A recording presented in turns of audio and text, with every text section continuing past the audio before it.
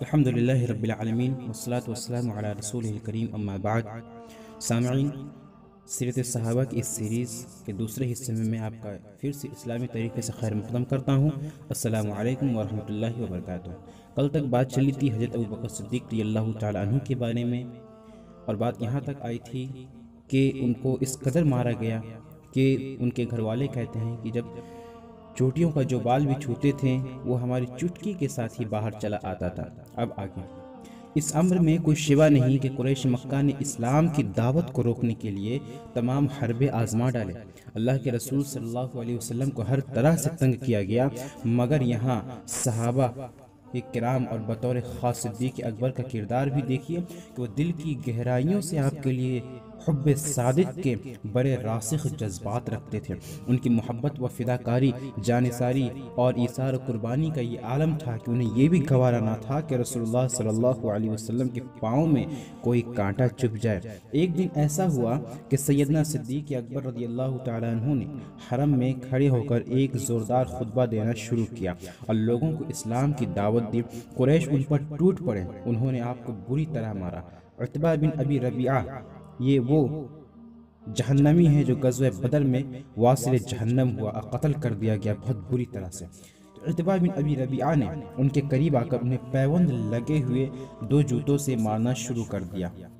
اس بدبخت نے صدیق اکبر کے چہرے کو بطور خاص نشانہ بنایا، پھر وہ آپ کے پیٹ پر چڑھ بیٹھا، پھر آپ کو اس قدر مارا گیا کہ منہ اور ناک سوج کر ایک ہو گئے۔ مکہ میں کوہرام مچ گیا۔ ان کے قبیلہ یعنی حضرت ابوبکر صدیق کے قبیلہ بنو تیم کے لوگوں کو معلوم ہوا تو وہ بھاگے بھاگے آئے اور انہیں ایک کپڑے میں ڈال کر گھر لے گئے۔ قبیلہ والوں کو یقین تھا کہ اب یہ بچ نہیں سکیں گے، چنانچہ اعلان کر دیا گیا کہ اگر ابوبکر کو کچھ ہو گیا تو وہ بنو تیم عتبہ کو زندہ نہیں چھوڑیں گے۔ صدیق اکبر رضی اللہ تعالیٰ عنہ شام تک بے ہوش رہیں۔ قبیلے والے ان کا علاج و معالجہ کرتے رہیں اور ان کے پاس منتظر بیٹھے رہیں کہ انہیں کب ہوش آتا ہے۔ شام کا وقت ہوا تو ان کی زبان کھل گئی۔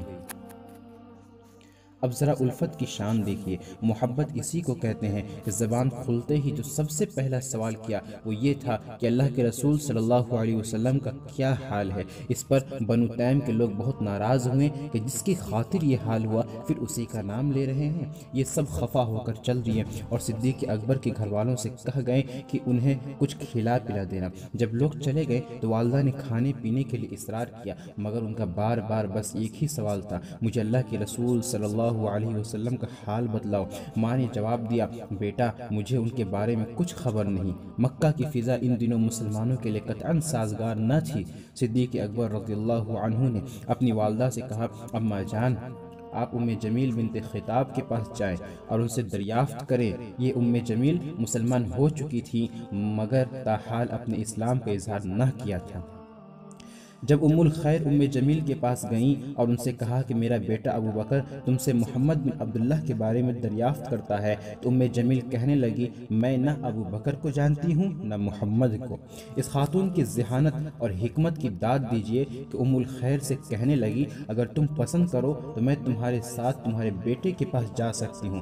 رازداری کا تقاضا یہی تھا کہ اللہ کے رسول صلی اللہ علیہ وسلم کا ٹھکانہ الخیر یعنی ابوبکر کی ماں کو بھی نہ بتایا جائے۔ الخیر کہنے لگی، سامعین یاد رکھیے کہ الخیر حضرت ابوبکر صدیق رضی اللہ تعالی عنہ کی والدہ کا نام ہے۔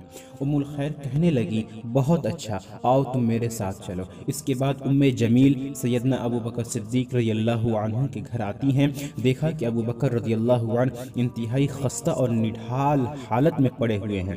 ان کو اس حالت میں دیکھا تو وہ صدمے کے مارے چیخ اٹھی اور مشرکین کو بد دعائیں دینے لگی، کہنے لگی، جس قوم نے آپ جیسے بھلے آدمی سے یہ سلوک کیا ہے وہ یقیناً بڑی بدعماش اور کافر قوم ہے۔ مجھے امید ہے کہ اللہ تعالیٰ ان سے آپ کا بدلہ لے کر رہے گا۔ سیدنا صدیق اکبر رضی اللہ عنہ نے ان سے سوال کیا رسول اللہ صلی اللہ علیہ وسلم کے بارے میں اور فرمایا کہ مجھے ان کا حال بتائیے۔ جمیل رضی اللہ عنہ نے کہا، آپ کی والدہ ہماری باتیں سن رہی ہیں۔ انہوں نے کہا، ان سے چھپانے کی ضرورت نہیں۔ جمیل رضی اللہ عنہ نے کہا، اللہ کے فضل و کرم سے وہ صحیح سالم ہے۔ پوچھا وہ کہاں ہے؟ کہا وہ دار ارقم میں ہے۔ اب صدیق اکبر رضی اللہ عنہ نے قسم کھا لی کہ اس وقت تک کچھ کھائیں گے نہ پیئیں گے جب تک کہ آپ صلی اللہ علیہ وسلم کے چہرہ انور کی زیارت نہ کر لے۔ چنانچہ تھوڑی دیر تک انتظار کیا۔ جب لوگوں کی آمد و رفت بند ہو گئی اور گلیوں میں سناٹا چھا گیا تو یہ دونوں خواتین حضرت ابو بکر رضی اللہ عنہ کو ساتھ لے کر دار ارقم پہنچی۔ نبی کریم صلی اللہ علیہ وسلم نے اپنے ساتھی کو دیکھا، ان کے زخموں اور حالت زار کا مشاہدہ فرمایا تو آپ صلی اللہ علیہ وسلم پر رقت طاری ہو گئی۔ اللہ کے رسول صلی اللہ علیہ وسلم جھکے اور اپنے دوست کو محبت اور شفقت سے بوسہ دیا۔ ابو بکر صدیق رضی اللہ تعالی عنہ نے عرض کیا، میرے ماں باپ آپ پر قربان ہوں، مجھے زیادہ تکلیف نہیں ہے، بس اس فاسق عتبہ نے میرے چہرے ہی کو زیادہ نشانہ بنایا ہے۔ پھر اپنی والدہ کی طرف اشارہ کر کے کہنے لگے، یا رسول اللہ، یہ میری والدہ ہیں، مجھے ان سے اور انہیں مجھ سے محبت ہے، آپ برکت والے نبی ہیں، ان کے لیے دعا فرمائیے کہ یہ مسلمان ہو جائیں اور اللہ تعالیٰ ان کو نار جہنم سے نجات عطا فرما دے۔ اللہ کے رسول صلی اللہ علیہ وسلم نے اپنے برکت والے ہاتھ دعا کے لیے اٹھا دیے اور اللہ کی بارگاہ میں درخواست کی کہ انہیں راہ حق کی ہدایت نصیب فرما۔ آپ صلی اللہ علیہ وسلم کی دعا قبول ہوئی اور ام الخیر نے کلمہ پڑھ کر اسلام قبول کر لیا۔ قارئین کرام، اس واقعے سے اندازہ کریں کہ صدیق اکبر کو نبی کریم صلی اللہ علیہ وسلم سے کتنی بے پایاں محبت تھی۔ علامہ اقبال نے کیا خوب کہا ہے، پروانے کو چراغ ہے بلبل کو پھول بس، پروانے کو چراغ ہے بلبل کو پھول بس، صدیق کے لیے ہے خدا کا رسول بس۔ سیدنا ابو بکر صدیق رضی اللہ تعالیٰ عنہ کی زندگی کے بے شمار روشن پہلو ہیں۔ سیدنا صدیق اکبر رضی اللہ تعالیٰ عنہ کی حیات مبارکہ کے بے شمار روشن پہلو ہیں۔ ان کو بہت سے ایسے اعزازات ملے جو کسی اور صحابی کے حصہ میں نہیں ہیں۔ مثلاً وہ امت محمدیہ میں سب سے پہلے شخص ہیں جنہوں نے اسلام قبول کیا۔ وہ امت محمدیہ میں سب سے پہلے شخص ہیں جنہوں نے اللہ کی راہ میں مار کھائی۔ وہ امت محمدیہ میں سب سے پہلے شخص ہیں جنہوں نے رسول اللہ صلی اللہ علیہ وسلم کا دشمنوں سے دفاع کیا۔ وہ امت محمدیہ میں سب سے پہلے شخص ہیں جنہوں نے لوگوں کو اللہ کی طرف دعوت دی۔ وہ امت محمدیہ میں سب سے پہلے شخص ہیں جنہوں نے اسلام کی نصرت کے لیے اپنا مال فراخ دلی سے خرچ کیا۔ مفسر کرام اس امر پر متفق ہیں کہ سورہ لیل کی یہ آیات صدیق اکبر ہی کے حق میں نازل ہوئی ہیں۔ اللہ تبارک و تعالیٰ کا ارشاد ہے، وَسَيُجَنَّبُهَا الْأَتْقَى الَّذِي يُؤْتِي مَالَهُ يَتَزَكَّى وَمَا لِأَحَدٍ عِندَهُ مِن نِعْمَةٍ تُجْزَى۔ ترجمہ ہے کہ وہ بہت متقی شخص اس نار یعنی جہنم سے بچا لیا جائے گا جو پاکیزگی حاصل کرنے کے لیے اپنا مال راہ حق میں خرچ کرتا ہے اور اس پر کسی کا کوئی احسان نہیں ہے جس کا اسے بدلہ دینا ہو۔ وہ امت محمدیہ میں سب سے پہلے شخص ہیں جنہیں امیر حج بنا کر بھیجا گیا۔ وہ امت محمدیہ میں سب سے پہلے شخص ہیں جنہوں نے قرآن مجید کے متفرق اوراق کو جمع کر کے اسے ایک کتاب کی شکل دی۔ وہ امت محمدیہ میں سب سے پہلے شخص ہیں جنہوں نے رسول اللہ صلی اللہ علیہ وسلم کی خلافت سنبھالی اور نہایت نازک وقت میں اسلام کی ڈولتی کشتی کو سہارا دیا۔ وہ امت محمدیہ میں سب سے پہلے شخص ہیں جنہوں نے منکرین ختم نبوت اور منکرین زکوٰۃ کے خلاف باقاعدہ جنگ لڑی۔ وہ ان کبار صحابہ کرام رضی اللہ عنہم میں سے ہیں جنہوں نے پورا قرآن مجید حفظ کر لیا تھا۔ انہوں نے اللہ کی راہ میں ستائے جانے والے 7 غلاموں کو اپنا مال خرچ کر کے کفار کی چنگل سے آزاد کرایا۔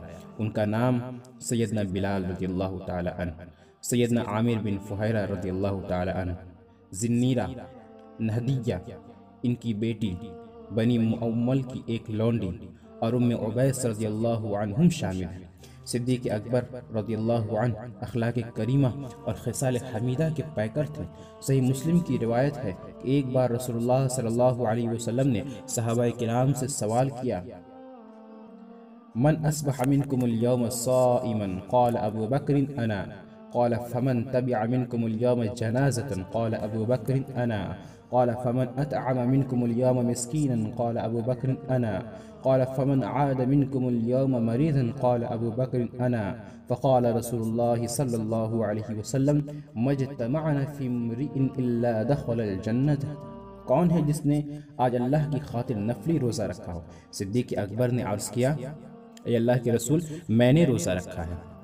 پھر آپ صلی اللہ علیہ وسلم نے سوال کیا کون ہے جس نے آج کسی مسلمان کے جنازے میں شرکت کی ہو؟ صدیق اکبر رضی اللہ عنہ نے عرض کیا اے اللہ کے رسول میں نے جنازے میں شرکت کی ہے۔ پھر آپ نے پوچھا کون ہے جس نے آج کسی مسکین کو کھانا کھلایا ہو؟